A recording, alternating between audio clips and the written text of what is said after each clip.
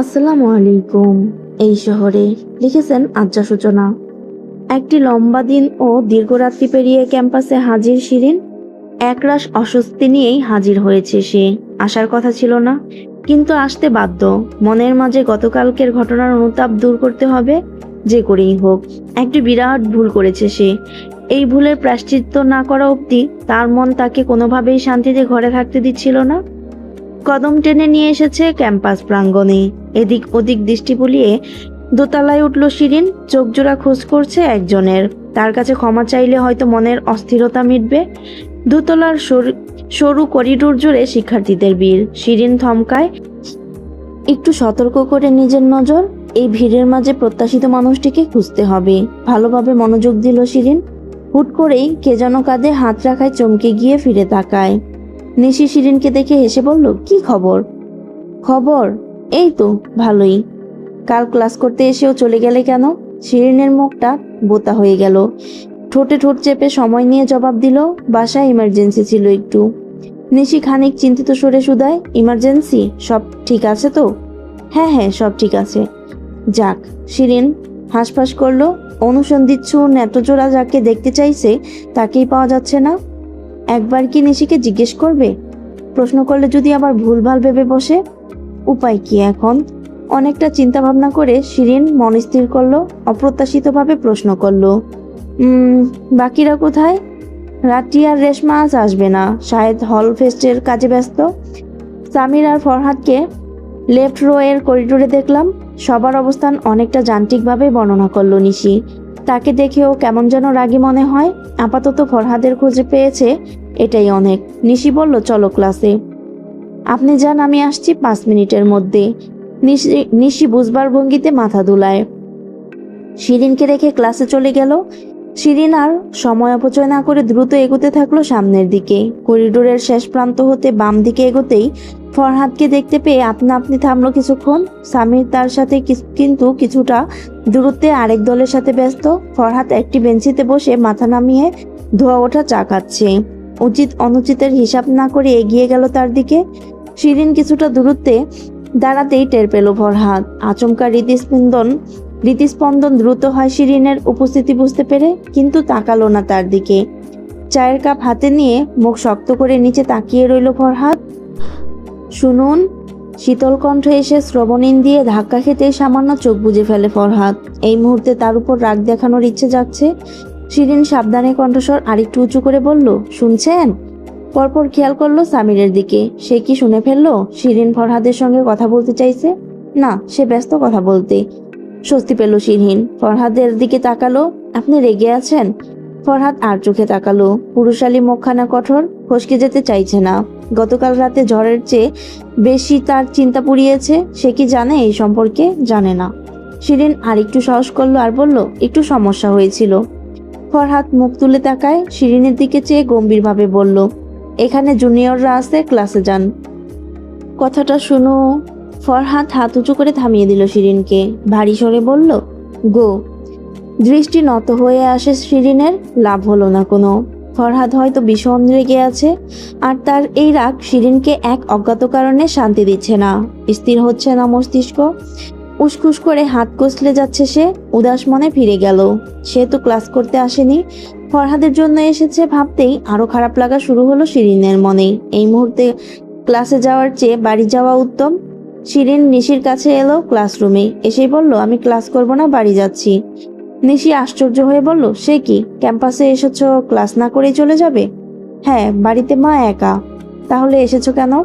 যে কাজে এসেছিল সে কাজ আর হলো কোথায়? উল্টো ফরহাদের কঠিন মুখের সঙ্গে সাক্ষাৎ হলো। ক্যাম্পাসে আসার মূল কারণই ছিল সেদিনের জন্য ফরহাদের কাছে ক্ষমা চাওয়া। ভুল করেছে সে, মানসিকভাবে অস্থির ছিল। এটা তার কাছে পরিষ্কার করলেই বোধ হয় স্বস্তি মিলত।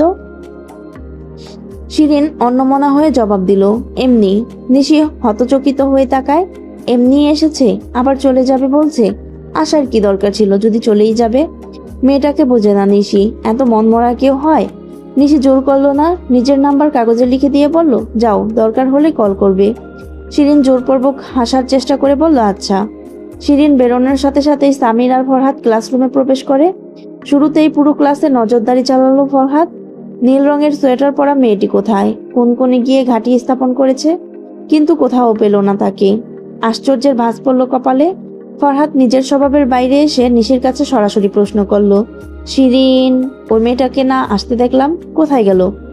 নিশি বইয়ের পাতা উল্টাতে উল্টাতে বলল, চলে গেছে। ফরহাদ কোমরে দুহাত রেখে বিস্মিত স্বরে প্রশ্ন করে, চলে গেছে মানে? চলে গেছে মানে বাড়ি চলে গেছে, সামান্য কথা বুঝিস না? আশ্চর্যের চরম পর্যায়ে পৌঁছে ফরহাদ আবার জিজ্ঞেস করে, তো এসেছে কেন?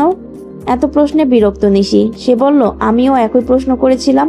শিরিন জবাব দিয়েছে, এমনি এসেছি। অদ্ভুত মেয়ে। বেরিয়েছে কখন? এইমাত্র। ফরহাদ ঝটপট ফোন বের করলো। অভিনয় যত দ্রুত করা সম্ভব তত ভালো। পকেট থেকে ফোন বের করে ব্যস্ত ভঙ্গিতে বিড়বিড় করলো, ব্যাংকের লোকেরা এত বিরক্ত করে।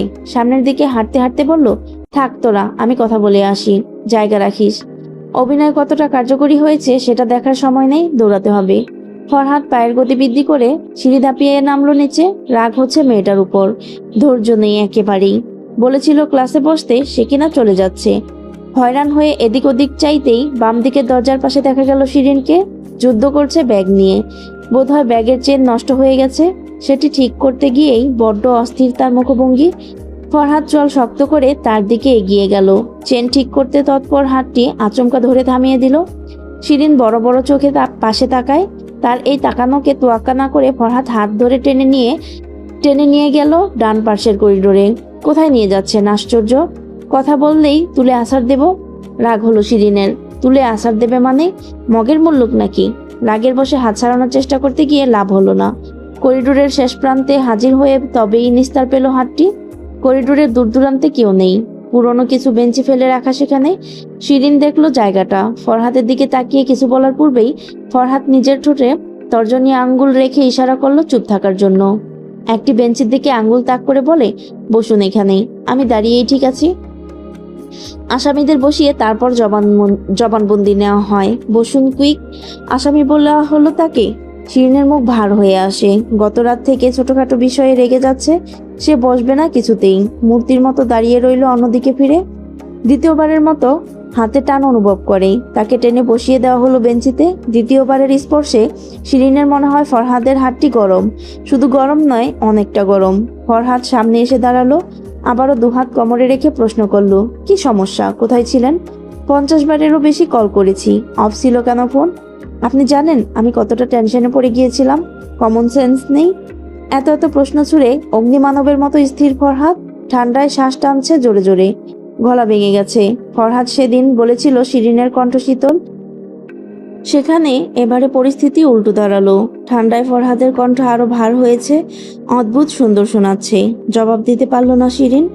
কণ্ঠস্বরের সৌন্দর্য নিয়ে ভাবতে গিয়ে প্রশ্নগুলো ভুলে গেছে।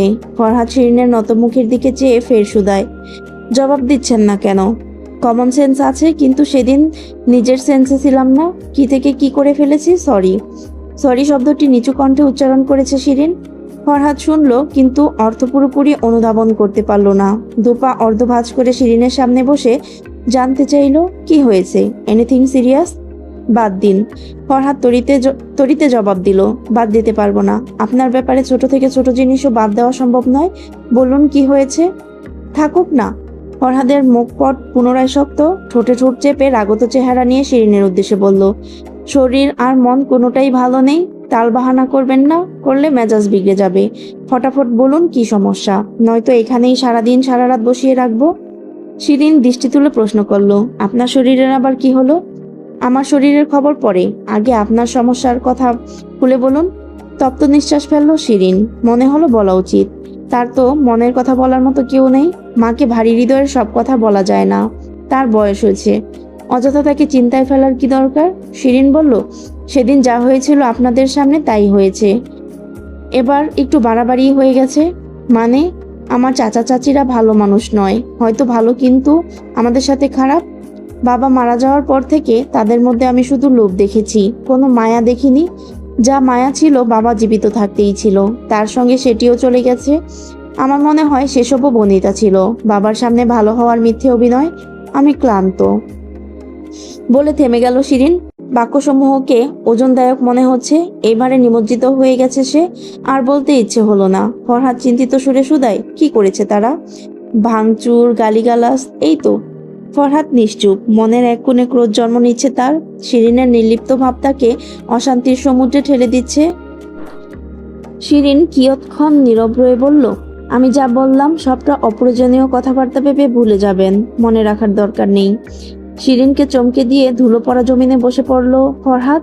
তার চেয়ে বেশি ভড়কে দিল আবেশে তার কোলে মাথা রেখে। পাথরের মূর্তির মতো বসে আছে শিরিন, কোনো নড়চড় নেই তার মাঝে, সর্বাঙ্গ কঠিন হয়ে আছে। কি হলো বুঝতেই পারল না, সাহস হচ্ছে না প্রশ্ন করার। 5 মিনিট এভাবেই থাকতে দিন, কথা বলবেন না কোনো।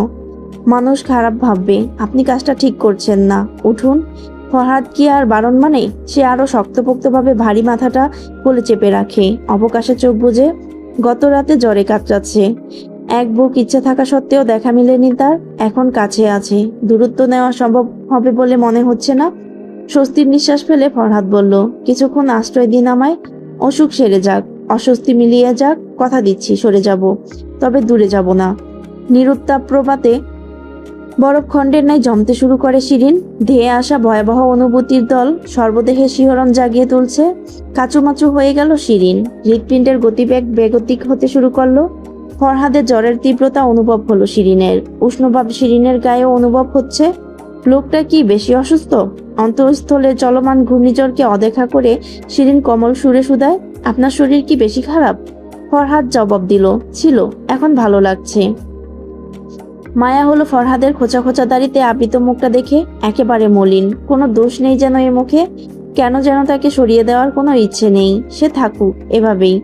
ফরহাদ চোখ বুজে গাঢ় স্বরে বলল, আপনার সুকল্ড চাচা চাচি এত বড় কাণ্ড ঘটিয়েছে, সেটা তো আমাকে বলা যেত, তাই না? সে পরিস্থিতিতে ছিলাম না। পরিস্থিতি যখন ঠান্ডা হয়েছে তখন ফোন করে জানানো উচিত ছিল। কোন মুখে জানাতাম? আপনাকে কিভাবে জানাতাম আমার বাড়ির সমস্যা?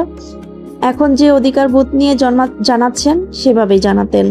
নিস্তব্ধ হয়ে গেল শিরিন, এর জবাবে কিছু বলার ভাষা নেই। অধিকার বোধ শব্দটি তাদের মাঝে অপরিচিত, তবে এক অদৃশ্য সংযোগ তো আছেই বটে। নয়তো কেন তাকে সরিয়ে দিতে মন চাইছে না? আপনি আমাকে চিনতে পারেননি, আমার চোখের ভাষা পড়তে পারেননি, আমার অনুভূতি বুঝতে পারেননি। একবার চিনে গেলে হয়তো কোনো দ্বিধা কাজ করতো না, নির্দ্বিধায় আমাকে সবটা খুলে বলতেন। আমি এই অপ্রকাশিত অনুভূতির কোনো নাম দিতে চাইছি না রূপা, আপনি কি বুঝতে পারছেন আমাকে? আলগোছে গোপন কথাগুলো প্রকাশ করছে, সেখানেও ছলভ্রম, কোনো স্পষ্ট স্বীকারোক্তি নেই। তবে শিরিনের কাছে সে সব পরিষ্কার আকাশের ন্যায়। ফরহাদ বলল, বুঝবার চেষ্টা করুন অন্তত, আমাকে একান্ত আপনার করে রাখুন। শিরিন নিরুত্তর, থমকে আছে সম্পূর্ণরূপে। ফরহাদ অস্থির স্বরে ফের বলল, নাকি আপনার স্বীকারোক্তি প্রয়োজন? শিরিন ছটফটিয়ে উঠল, বলল, বলবেন না? আমি শুনতে চাই না। ফরহাদ সামান্য মাথা তুলে প্রশ্ন করল, কেন? যদি সব নষ্ট হয়ে যায়? আমি কিছুই শুনতে চাই না, আপনি উঠুন। ফুস করে নিঃশ্বাস ফেলল ফরহাদ, শিরিনের কোল থেকে মাথা তুলে উঠে দাঁড়ালো। শিরিন দৃষ্টি লুকিয়ে ফেলে তার কাছ থেকে, ব্যাগে হাত রেখে কিছু একটা খুঁজতে শুরু করে। এড়িয়ে যেতে চাইছে ফরহাদকে। একটি ফুড বক্স আর ওষুধ বের করে অন্যদিকে ফিরিয়ে ফরহাদের দিকে এগিয়ে দিয়ে বলল, সেদিন খুদের ভাত ঠিক মতো খেতে পারেননি কাজের চাপে, আজ মা বক্সে করে দিয়েছিল আমার জন্য, কিন্তু আমার খিদে নেই, আপনি চাইলে খেতে পারেন। আর আমার ব্যাগে জ্বরের ওষুধ থাকে সব সময়, প্রয়োজন হলে ওষুধও খেতে পারেন। বলে বেঞ্চির এক কোণে ফুড বক্স, চামচ আর ওষুধ রেখে অন্যদিকে ফিরে রইল শিরিন। ফরহাদ শব্দহীন হেসে শিরিনের পাশে বসলো। প্রিয়তমার যত্নকে অবহেলা করতে নেই। পাশে বসে বক্স খুলে খাবার খেতে শুরু করে বিনা বাক্য অপচয় করে। আজ খেয়েও তৃপ্তি পেল। শিরিন 2-1বার আর চোখে তাকালেও সরাসরি তাকানোর সাহস হয়নি। অর্ধেক খেয়ে শিরিনের দিকে বক্সটি এগিয়ে দিয়ে বলল, শেষ খাওয়া রয়ে গেল যে, পুরোটা খেয়ে নিলে আপনি আমাকে ছোঁচা ভাববেন, তাই অর্ধেক আপনার জন্য রাখলাম। পানি দিন, ওষুধ খাবো। শিরিন পানির বোতল এগিয়ে দেয়। ফরহাদ ওষুধ খেয়ে বলল, বাড়ি যাবেন? চলুন দিয়ে আসি। একা যেতে পারবো। আমি একা যেতে দিচ্ছি না। প্রথম দিন যতটা না অস্বস্তি হয়েছিল তার চেয়ে দ্বিগুণ অস্বস্তি হচ্ছে আজ। ফরহাদের বাইকে বসে শুধু প্রহর গুনছে, কখন বাড়ি গিয়ে পৌঁছাবে। লোকটা অল্পদিনে তার অস্থিরতার কারণ হয়ে দাঁড়ালো। শিরিন হিসেব মিলাতে পারল না এই পরিস্থিতিতে। তার নতুন অনুভূতিকে সাদরে গ্রহণ করে খুশি হওয়া উচিত নাকি ভয় পাওয়া উচিত? বাড়ির কাছাকাছি এসে বাইক থামাতেই ভাবনায় ছেদ পড়ল। শিরিন ব্যাগ সামলে নেমে ফরহাদের উদ্দেশ্যে বলল, ধন্যবাদ। ফরহাদ তাকায় তার স্নিগ্ধ মুখপানে, চেয়ে রইল কিছু মুহূর্ত। দৃষ্টি সম্মোহিত হতে শুরু করে। ঠিক তখনই মনে হলো এখন তো সময় বিদায়ের, আর কিছুক্ষণ রয়ে গেলে হতো না? শিরিন বলল, আসি।